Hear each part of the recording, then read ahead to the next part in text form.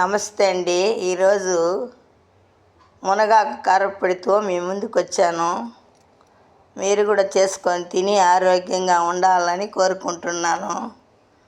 మీరు ఆరోగ్యంగా ఉంటే నాకు కూడా చాలా సంతోషిస్తాను. మీరు ఆరోగ్యంగా ఉంటేనే కదా నన్ను ముందుకు నడిపిస్తారు. చూడండి, దానికి కావాల్సిన ఐటమ్స్ చూపిస్తున్నాను. మునగాకు, పసుపు, రాళ్ళుప్పు, సాల్ట్ మాత్రం వాడద్దండి, ఆరోగ్యానికి చెడ్డది. 6 రాళ్ళుప్పే వాడుకోవాలా.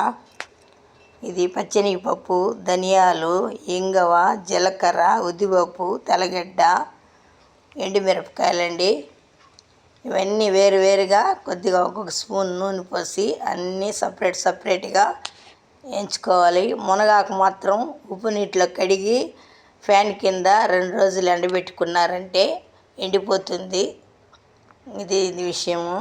దీంట్లో రక్తహీనత ఉండేవాళ్ళకి, అదే రక్తం తక్కువగా ఉన్న వాళ్ళకి ఇది రోజు ఒక స్పూన్ వేసుకొని నెయ్యి వేసుకొని తిన్నారంటే జీర్ణక్రియకి కానీ రక్తం పెట్టేదానికి కానీ చాలా బాగుంటుంది. మీరు కూడా తయారు చేసుకొని తిని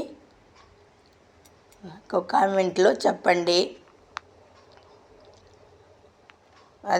అదండి, ఇది సపరేట్గా వేయించుకోవాలా, ఆయిల్ కొద్దిగా వేసి.